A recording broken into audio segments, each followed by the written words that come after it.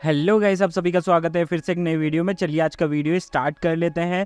ये वीडियो होने वाला है पीटीईटी बीएड वालों के लिए, जो कि यहाँ पे पीटीईटी काउंसलिंग को लेकर और सारी चीज़ें मैं आपके डाउट्स क्लियर करने वाला हूँ। जैसा कि आपको कॉलेज अलॉट हुआ है, वो कौन सा कॉलेज अलॉट हुआ है और उसमें क्या क्या टर्म्स एंड कंडीशन आपको देखने को मिलेगी, क्योंकि काफ़ी ज़्यादा जो है वो क्वेश्चन पूछे जा रहे हैं, कमेंट्स मेरे पास आ रहे हैं रेगुलर। तो मैं आपको बताना चाहूँगा कि इसमें पीटीईटी काउंसलिंग को लेकर जो भी सवाल है वो बात करने वाले हैं। एडमिशन से लेकर सारी चीज़ें यहाँ पे मैं बताने वाला हूँ, फीस से रिलेटेड सारी चीज़। ठीक है, तो यहाँ पे आपको सबसे पहले मैं मेन वेबसाइट पर लेकर चलता हूँ और फिर बात करते हैं आगे। तो यहाँ पे आपको गूगल क्रोम ओपन कर लेना है। आप चाहो तो कोई सा भी ब्राउज़र ले सकते हो, मैं यहाँ पे गूगल क्रोम ले लेता हूँ। ओके, तो गूगल में यहाँ पे आने के बाद में आपको सर्च करना है पीटीईटी 2024। जैसे आप पीटीईटी 2024 करोगे तो यहाँ पे जो फर्स्ट लिंक आपको देखने को मिलेगा, तो इसी पे आपको क्लिक करना है। जैसे आप इस पे क्लिक करोगे तो इस तरीके से पोर्टल यहाँ पे ओपन हो जाएगा। जैसा कि आप सभी को पता है, इस बार बीएड यहाँ पे ओपन यूनिवर्सिटी करा रही है, तो यहाँ पे सारी चीज़ आपको यहाँ पे देखने को मिलेगी। लेकिन आपको फीस जमा कराने से पहले सारी चीज़ें यहाँ पे वीडियो में देख लेनी है। सब चीज़ें मैं यहाँ पे आपका डाउट क्लियर करने वाला हूँ। आपको जैसा कि पता है 25 तारीख यहाँ पे लास्ट होने वाली है आपकी जो फीस जमा कराने की डेट है वो। तो यहाँ पे आपको ये ध्यान रखना है कि 25 तारीख यहाँ पे लास्ट होने वाली है। लेकिन आपको यहाँ पे जो मेन चीज़ है वो मैं आपको दिखाने वाला हूँ। यहाँ पे देखिए एक जो है नोट डाला गया है, यहाँ पे फिलहाल अभी अपडेट हुआ और ये नोट आपको देखने को मिलेगा। जिन अभ्यर्थियों का एनीवेयर इन राजस्थान में कॉलेज आवंटित हुआ है और अभ्यर्थी किसी भी कारण से उक्त आवंटित कॉलेज में प्रवेश लेने का इच्छुक नहीं है, तो वह अभ्यर्थी अभी शुल्क जमा नहीं करे एवं द्वितीय काउंसलिंग में भाग लेवें। शुल्क 22,000 जमा नहीं कराने पर वर्तमान में आवंटित महाविद्यालयों को निरस्त कर दिया जाएगा। अब इसका जो है वो कई कारण यहाँ पे निकल के आते हैं। सारी चीज़ मैं यहाँ पे आपको क्लियर करने वाला हूँ। ये दोनों ईयर के लिए होने वाला है, जैसे 4 ईयर वालों के लिए भी होने वाला है और जो 2 ईयर वाले हैं उनके लिए भी यहाँ पे होने वाला है, जो बीएड कर रहे हैं। तो यहाँ पे इसका मतलब क्या निकलता है कि यहाँ पे जो एवरीवेयर इन राजस्थान का ऑप्शन दिया गया था उसमें येस नो आपको पूछा गया था। अब जिन्होंने यहाँ पे जो नो किया है, जो राजस्थान एवरीवेयर वाला ऑप्शन को नो किए हैं, तो उनमें आपको एक प्रॉब्लम देखने को मिलेगी। वो मिलेगी आप जो है वो सेकंड लिस्ट में भाग नहीं ले सकते, वो फर्स्ट राउंड में ही यहाँ पे आउट हो चुके हैं। या तो उनका फर्स्ट लिस्ट में नाम आ चुका है, अगर नहीं आया है तो वो सेकंड लिस्ट का वेट ना करे, और अगर उनका नाम नहीं आया है तो कोई भी दिक्कत नहीं है, आपको कुछ भी नहीं करना है। आपका जो 5,000 अमाउंट लगा है वो पैसा आपको वापस रिफंड कर दिया जाएगा जब भी रिफंड वाली स्कीम चलेगी। तो ये आपको ध्यान रखना है। कई लोगों को यहाँ पे कंफ्यूजन हो रहा है, कई लोग यहाँ पे बहुत ज़्यादा कंफ्यूज हो रहे हैं। अब यहाँ पे कई लोग बोलते हैं कि मेरे हिसाब से यहाँ पे मेरे को कॉलेज नहीं मिला है, तो मेरा सेकंड लिस्ट में नाम आएगा या नहीं आएगा। तो यहाँ पे सबसे बड़ा ऑप्शन आपको मैंने बता दिया, एवरीवेयर इन राजस्थान का अगर आपने टिक यस किया है तो वो सेकंड लिस्ट में आएगा नाम। अगर फर्स्ट लिस्ट में उसका नाम नहीं आया है तो सेकंड लिस्ट को, मतलब जो काउंसलिंग वाली है, वो सेकंड लिस्ट में अप्लाई कर सकता है। तो ये चीज़ आपको ध्यान रखनी है। मैं जो चीज़ बता रहा हूँ उसका ध्यान रखते हुए ये काम आपको करना है, और ये सब चीज़ आपको 25 तारीख से पहले ही डिसाइड कर लेना है। और जिनका नाम आ गया है और वो एवरीवेयर करा है और उनको वो कॉलेज नहीं चला है, जैसा कि फर्स्ट प्रायोरिटी आ चुकी है, तो आपको यहाँ पे कोई भी कुछ नहीं कर पाएगा। अगर आपने फर्स्ट कॉलेज चॉइस की है और फर्स्ट में ही आपका नंबर आ चुका है, भले ही आपने एवरीवेयर वाला ऑप्शन में यस किया हो, भले ही नो किया हो, अगर आपको फर्स्ट वाला कॉलेज अलॉट हो चुका है तो उसमें कोई भी कुछ नहीं कर पाएगा। आपको उसी में अपना जो पेमेंट है वो जमा कराना होगा। अगर आप जमा नहीं कराते हो तो ये यहाँ पे कॉलेज आपको जो है निरस्त हो जाएगा। यहाँ पे ये देखिए लिखा हुआ है निरस्त हो जाएगा। अगर आप पेमेंट नहीं करवाते हो, शुल्क जमा नहीं करवाते हो, तो आपका जो है कॉलेज निरस्त हो जाएगा और आपका कोई से भी कॉलेज में नंबर नहीं आएगा। ये चीज़ आपको ध्यान रखनी है। और जो पेमेंट की तिथि है वो यहाँ पे होने वाली है 25 तारीख, 25/7/2024 यहाँ पे डेट है, वो होने वाली है लास्ट। तो ये चीज़ आपको इस मैसेज का मतलब मैंने बता दिया है, और यहाँ पे मैंने बता दिया है कि किस तरीके से आपको वेट करना है या नहीं करना है, या आपका लिस्ट में नाम आएगा नहीं आएगा, वो चीज़ आपको ध्यान रखना है। और जो अपवार्ड की सुविधा थी, जैसा कि आप सभी को पता है, अपवार्ड वाली जो सुविधा है वो इसमें नहीं, मतलब यहाँ पे देखिए ये लिखा हुआ है काउंसलिंग में अपवार्ड मूवमेंट हेतु आवेदन की सुविधा अग्रिम आदेशों तक स्थगित रहेगी। तो जो अपवार्ड का जो नियम है, जैसा कि यहाँ पे जो आपको कॉलेज मिल जाता था, अलॉट हो जाता था और उसमें वो कॉलेज नहीं चाहिए होता है तो अपवार्ड की सुविधा दी जाती थी, लेकिन वो इसमें नहीं दी जा रही। ओपन यूनिवर्सिटी वाले में इसमें कैंसिल कर दिया गया है अपवार्ड मूवमेंट वाला ऑप्शन। तो ये चीज़ भी आपको ध्यान रखने वाली चीज़ है कि कई लोग पूछ रहे हैं कि हम अपवार्ड वाला जो ऑप्शन है वो लगा सकते हैं क्या? बिल्कुल नहीं लगा सकते आप, क्योंकि ये अभी स्थगित कर दिया गया है और इसका कोई भी यहाँ पे कंफर्मेशन नहीं है। और कंफर्मेशन इतना ही है कि इस बार ये अपवार्ड मूवमेंट वाला ऑप्शन है वो आपको देखने को नहीं मिलेगा। तो आपको वेट नहीं करना है अपवार्ड मूवमेंट का, आपको जो मैं बता रहा हूँ ये चीज़ आपको कर लेनी है।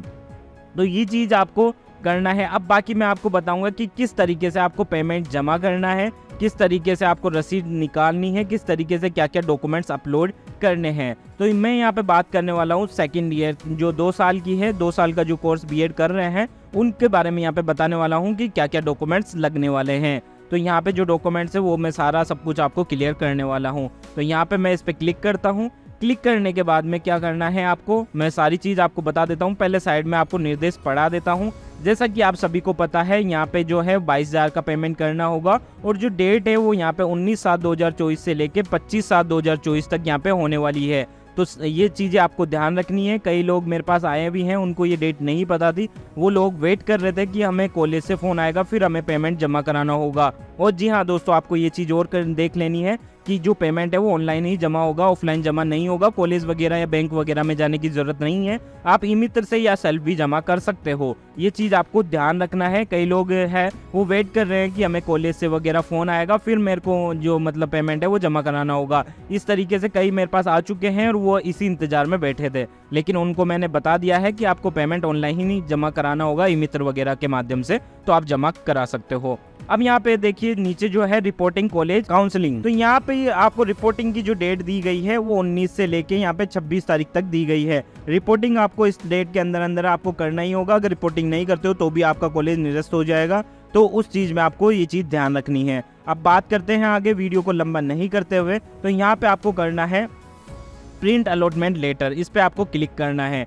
जैसे आप इस पे क्लिक करोगे तो यहाँ पे आपको अपना roll number, counselling ID, EOB और यहाँ पे आपको जो पेमेंट मेथड है वो सेलेक्ट करना है। तो मैं यहाँ पे जल्दी से रोल नंबर लगा देता हूँ। तो यहाँ पे इस तरीके से डिटेल फिलअप करके आपको सबमिट करना होगा। सबमिट करने के बाद में इस तरीके से आपको पेज देखने को मिलेगा। यहाँ पे आपकी सारी डिटेल दी गई होगी और यहाँ पे जो आपको अलॉट हुआ है कॉलेज, उसका यहाँ पे अलॉटेड कॉलेज में नाम आपको दिखाई दे रहा है, जैसा कि यहाँ पे लोकमान्य तिलक टीटी कॉलेज यहाँ पे दिखाई दे रहा है। और यहाँ पे आपको सारी चीज़ें दिखाई देगी। आपका जो कॉलेज एड्रेस है वो भी यहाँ पे दिखाई दे रहा है कि कौन से एड्रेस पे नाम और यहाँ पे एड्रेस सारा दिखाई दे रहा है। फिर यहाँ पे नीचे बात करें डॉक्यूमेंट्स की, तो डॉक्यूमेंट्स की लिस्ट यहाँ पे दी गई है, पूरी आप चेक कर सकते हो। सारी डिटेल मैं यहाँ पे क्लियर करने वाला हूँ। तो यहाँ पे आपको सबसे पहले मार्कशीट अपलोड करनी होगी। वो यहाँ पे तीनों ईयर की यहाँ पे मार्कशीट अपलोड होगी, फर्स्ट ईयर, सेकंड ईयर और थर्ड ईयर। तो यहाँ पे जो भी आपकी फर्स्ट ईयर, सेकंड ईयर और थर्ड ईयर की मार्कशीट है वो यहाँ पे अपलोड करना होगा। फिर यहाँ पे बात करें तो यहाँ पे आपको एक यहाँ पे हैंड डिक्लेरेशन का फॉर्म लगेगा, वो फॉर्म भी मैं आपको बताने वाला हूँ। और यहाँ पे आपको एक सेल्फी फोटो लगने वाली है। जो सेल्फ डिक्लेरेशन का फॉर्म है वो यहाँ पे आपको देखिए सैंपल पे क्लिक करना है। यहाँ पे लिखा हुआ है sample for self declaration certificate format. यहाँ पे क्लिक करोगे तो ये देखिए सेल्फ डिक्लेरेशन यहाँ पे फॉर्म आ चुका है। ये सेम एज इट इज़ आपको मोबाइल से मतलब यहाँ पे कॉपी करके पेस्ट कर लेना है कहीं पे भी, और यहाँ पे ये आपको लिख देना है। जैसे ही आप वाइट पेपर पे कहीं पे भी आप लिखोगे वहाँ पे अच्छे से आपको लिखना है। और लिखने के बाद में यहाँ पे आपका रोल नंबर, नाम, दिनांक और यहाँ पे आपको अपना सिग्नेचर के साथ इसे अपलोड करना है। वाइट पेपर पे लिखना है आपको, वाइट पेपर पे मतलब पेन वगैरह लेके और वाइट पेपर पे ये सारी चीज़ लिख लेनी है जो भी यहाँ पे दी हुई है। तो ये चीज़ लिख के और आपको ये पेपर अपलोड कर देना है। तो ये आपके डॉक्यूमेंट्स रहने वाले हैं, मतलब फर्स्ट ईयर से लेके थर्ड ईयर तक आपके जो मार्कशीट है वो ओरिजिनल स्कैन होके लगेंगे। आपकी एक फ़ोटो लगेगी और एक सेल्फ डिक्लेरेशन लगेगा, जो मैंने आपको बता दिया है। कई लोग बोल रहे हैं सेल्फ डिक्लेरेशन हम कहाँ से लेके आए, तो वो चीज़ यहाँ पे मैंने क्लियर कर दी है। और यहाँ पे भी देखिए लिखा हुआ है आपने अभी तक निम्न सर्टिफिकेट अपलोड नहीं किए हैं, जब तक इन समस्त सर्टिफिकेट को अपलोड नहीं कर देते तब तक अलॉटमेंट लेटर प्रिंट नहीं कर सकते हैं। तो ये चीज़ भी यहाँ पे दी हुई है। अगर आप ये अपलोड नहीं करते हैं तो आपका जो है अलॉटमेंट लेटर प्रिंट नहीं कर पाओगे। ये चीज़ भी आपको ध्यान रखनी है। अगर आपको अलॉटमेंट लेना है तो ये आपको अपलोड करना है। इसके बाद में आपको पेमेंट कटवाना है। जैसे आप अपलोड करोगे मैं आपको बता देता हूँ। यहाँ पे अपलोड वाले डॉक्यूमेंट्स पे जाना है, इस पर क्लिक करोगे।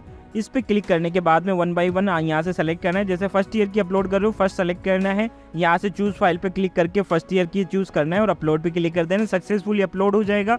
फिर यहाँ पे सेकंड ईयर सेलेक्ट करना है। यहाँ से हटते जाएंगे, जैसे जैसे आप अपलोड करोगे ये ऑप्शन हटते जाएंगे। जैसे जैसे सारी चीज़ें अपलोड कर दोगे यहाँ पे सारा सब कुछ हट जाएगा और आपको पेमेंट का जो है वो ऑप्शन हाईलाइट हो जाएगा।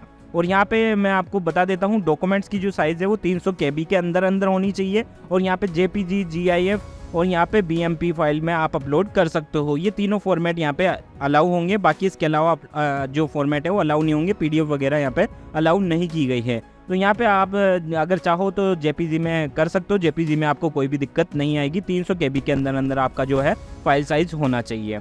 तो ये चीज़ आपको यहाँ पे कर लेनी है। इस तरीके से सारे डॉक्यूमेंट सबमिट करने हैं। ओके, तो ये जो है डॉक्यूमेंट्स आपको अपलोड करने हैं 2 साल वालों के लिए। और 4 साल वालों के लिए क्या क्या डॉक्यूमेंट्स होने वाले हैं वो भी मैं बता देता हूँ। यहाँ पे अगर आप SC ST में आते हैं तो यहाँ पे एक डॉक्यूमेंट्स आपका एक्स्ट्रा होगा। वो डॉक्यूमेंट्स होगा आपका जो है वो जाति प्रमाण पत्र। जो ST वगैरह में आते हैं उनके लिए यहाँ पे जाति का भी आपको दिखाई देगा, कास्ट सर्टिफिकेट का भी, तो कास्ट सर्टिफिकेट भी आपका लगेगा। ठीक है, ये चीज़ आपको ध्यान रखनी है। अब 4 साल वालों के लिए ये तो मतलब आपके जो फर्स्ट ईयर, सेकंड ईयर और थर्ड ईयर ये आपके पास होंगी नहीं, क्योंकि आप 4 साल वाली कर रहे हैं। तो आपके पास होनी चाहिए 10th और 12th की मार्कशीट, जाति प्रमाण पत्र। अगर SC ST में आते हैं सेल्फ डिक्लेरेशन, ये चीज़ आपको चाहिए होगी, अपनी फोटो वगैरह और साइन वगैरह, ये चीज़ आपको चाहिए होगी और ये अपलोड करना है। अपलोड करने के बाद में आपको पेमेंट कटवाना है। पेमेंट कटवाने के बाद में आपको जाके जो है कॉलेज में अलॉटमेंट ले जाके और जो सबमिट कर देना है आपके सारे डॉक्यूमेंट। ठीक है, इस तरीके से आपको कर लेना है। जब भी पेमेंट कट जाए, कटने के बाद में आपका एक फॉर्म आएगा, उसको यहाँ पे प्रिंट कर लेना। सक्सेसफुली जो भी PDFs आएगी वो सारी यहाँ पे प्रिंट होगी।